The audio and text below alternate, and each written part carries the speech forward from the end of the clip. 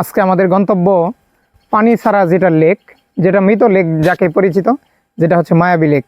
আমরা আজকে আমাদের গন্তব্য মায়াবী লেকের দিকে রওনা হচ্ছি। আপনারাও আমাদের সঙ্গে যুক্ত থাকুন। আমরা চলে যাব আজকে আমাদের একটা দর্শনীয় স্থান, যেটা ঝিনাইগাতি উপজেলায় অবস্থিত তাওয়াকোচা গ্রামে মায়াবী লেক নামে পরিচিত।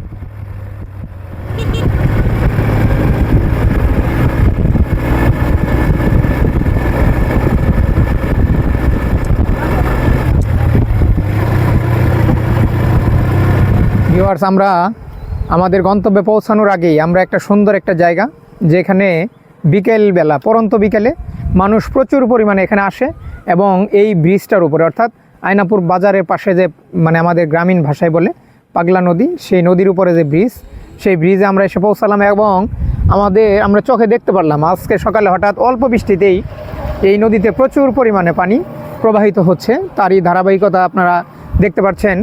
একটু দেখাও যে প্রচুর পানি এখন স্রোত যাচ্ছে, কারণ এটা গত 3 দিন আগেও আমরা দেখছি অল্প একবারে শুকনো অবস্থায় ছিল, কিন্তু পাহাড়ি নদী হওয়ার কারণে অল্প বৃষ্টিতেই এই নদীগুলো অতি দ্রুত ভরে যায়। ভিউয়ার্স, আপনারা চাইলে আসতে পারেন এবং দেখতে পারেন।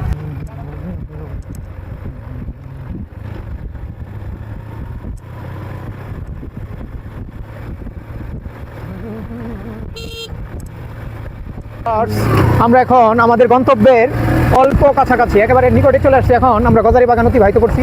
আজকে যেহেতু বৃষ্টি বাদল হয়েছে সকালে, এর জন্য রাস্তাঘাটগুলো একেবারে ভিজা অথবা কাদাযুক্ত হয়ে গেছে। এখন দেখুন গজারি বাগান, যেটা আমাদের বর্ডার সীমান্ত রুট, এটা আমাদের রৌমারী থেকে শুরু হয়ে সিলেট পর্যন্ত এই রুটটা বিস্তৃত। আমরা এই রুট ধরে আমাদের গন্তব্য, যেটা হচ্ছে আমরা মায়াবী লেক, চলে যাচ্ছি আপনাদেরকে দেখানোর জন্য এবং আমরা দেখার জন্য মহান মালিকের কাছে শুকরিয়া যে মহান মালিক আমাদেরকে এরকম একটা পাহাড় দান করছে, যার জন্য আমরা চাইলেই সকাল সন্ধ্যা দুপুর বিকেল যে কোনো মুহূর্তে আসতে পারি এবং এই পাহাড়গুলো দেখতে পারি, অনুভব করতে পারি। আল্লাহ তাআলার দান, মহান্বিত দান আর কি। এত সুন্দর জায়গা। দেখুন পাহাড়ি এই রুটটা পর্যটনের জন্য এখন বর্তমানে সুন্দর একটা প্লেস। প্রচুর পরিমাণে লোক আসে এখান দিয়ে বিকেল হইলেই, বা দিনের বেলা, দুপুরবেলা, বিকেলবেলা, যে যা পাইতেছে, মোটরসাইকেল, অটো, গাড়ি, যে যেভাবে পাচ্ছেন সেভাবে আসার চেষ্টা করছে। দেখুন কত সুন্দর একটা জায়গা। এটা একটা গজারি বাগান। আর দেখুন পাহাড় কেটে যে এত সুন্দর একটা রাস্তা তৈরি করছে এই মায়াবী লেক যাওয়ার জন্য। যেখানে বালুমহল যারা আছে ওনারা এই গাড়ি বালু সরবরাহের জন্য এই রাস্তাটা তৈরি করছে। এটা হওয়াতে মোটামুটি মানুষের যারা ভ্রমণ পিপাসু আছে, যাদের মনের ইচ্ছা যেটা হচ্ছে আমরা মায়াবী লেক যাব, শুকনো লেক যেটাকে বলা হচ্ছে এখন, আগে ছিল মায়াবী লেক, এখন শুকনো লেক, এই রাস্তা দিয়েই যেতে হয়। আমরাও এই রাস্তা ধরে যাচ্ছি। একেবারে পাহাড়ের টিলা কেটে বা পাহাড়ের টিলার মাঝে এই রাস্তাটা, আমরাও যাচ্ছি সেই আমাদের লক্ষ্য, আমাদের শুকনো লেক দেখার জন্য। এখন পাহাড়ের যে রহমত, আল্লাহ তাআলার যে দান, আল্লাহ তাআলা যে রহমত বরকত নাজিল করেন, তারই স্বরূপ।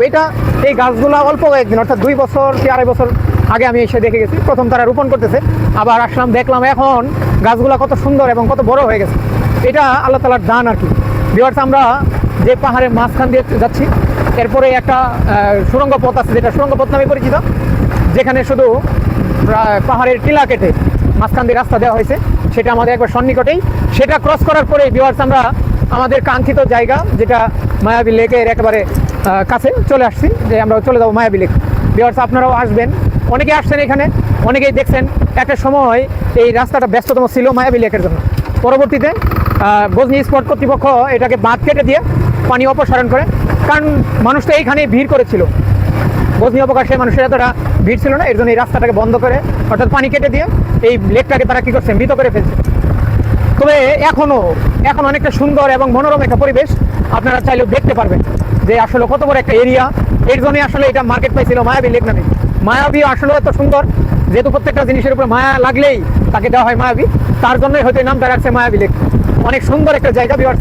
আমরা একবারে সন্নিকটে, আপনারা কিছুক্ষণ অপেক্ষা করুন। তবে আপনাদের কাছে আহ্বান একটাই, আমাদের পেজ থেকে প্রথম ফলো করুন এবং লাইক শেয়ার দিয়ে আমাদেরকে সহযোগিতা করবেন, যাতে আমরা আপনাদেরকে আরও সুন্দর সুন্দর জায়গা আপনারা দেখাইতে পারি। এবং কমেন্টস আপনারা বলবেন আমরা আপনাদের কোথায় দেখানো দরকার, বা আমরা চেষ্টা করবো আপনাদের এই দর্শনীয় জায়গাগুলো দেখানোর।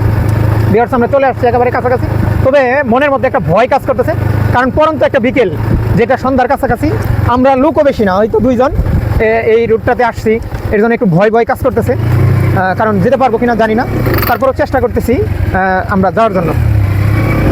ভিউয়ার্স দেখুন, তুমি এখন ওই মুখ, হ্যাঁ ওই মুখ তুমি দরবার তালি।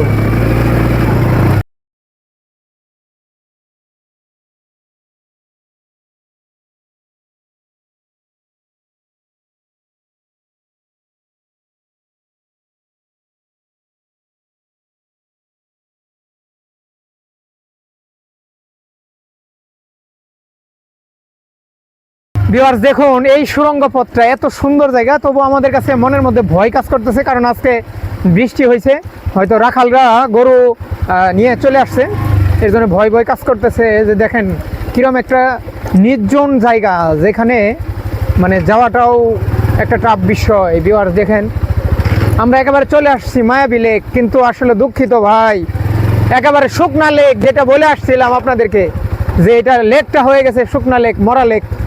তাই দেখুন একেবারে শুকিয়ে গেছে। দেখুন ভিউয়ার্স, শুধু ঘাস আছে, কিন্তু নেই কি পানি, কোনো প্রকার পানি নেই, পানির প্রবাহও নেই।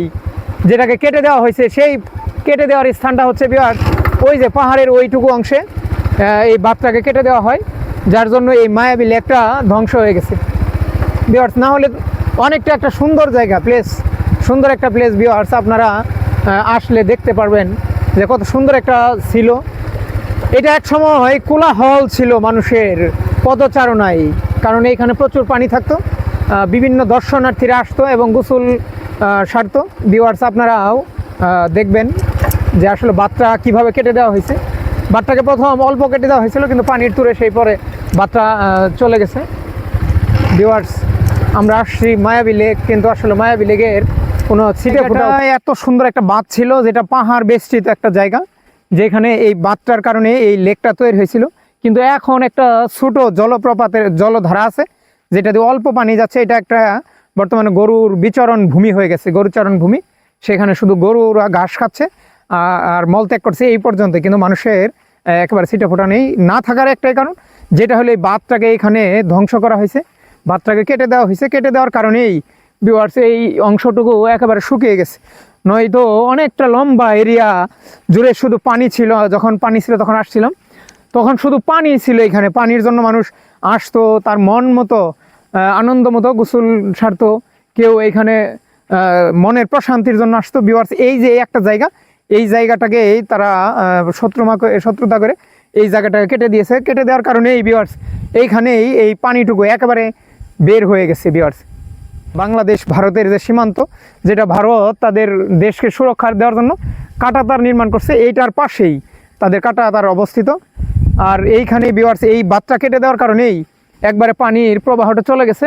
এর জন্য এখন একটা মানে বিস্তীর্ণ বিচরণ ভূমি, অর্থাৎ গরু যেখানে ঘাস খায়, এই বিচরণ ভূমিটা হয়ে গেছে এখন। এখানে কোনো পানি নেই, পানির ছিটে ফোটাও নেই, শুধু আছে একটা ছোট জলধারা, যেখান দিয়ে পানিগুলো প্রবাহিত হচ্ছে।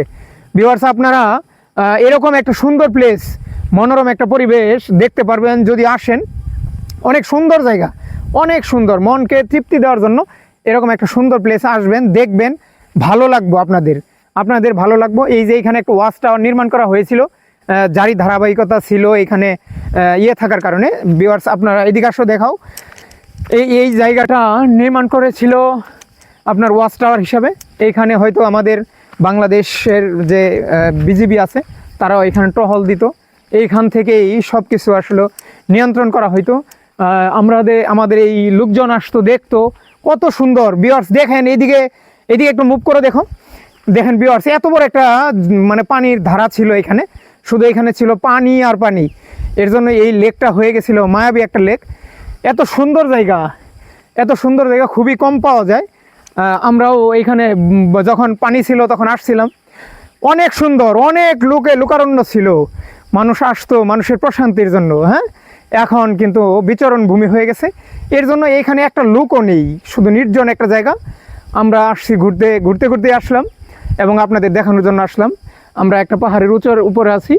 এই যে দেখেন ভিউয়ার্স, কত কাছেই সীমান্তের কাঁটাতার। এই পাহাড়টার পরের অবস্থানটাই হচ্ছে ভারতের সীমান্ত রক্ষী বাহিনী বিএসএফ, যারা নিয়ন্ত্রণ করতেছে কাঁটাতার দিয়ে। এটার পরের অবস্থানেই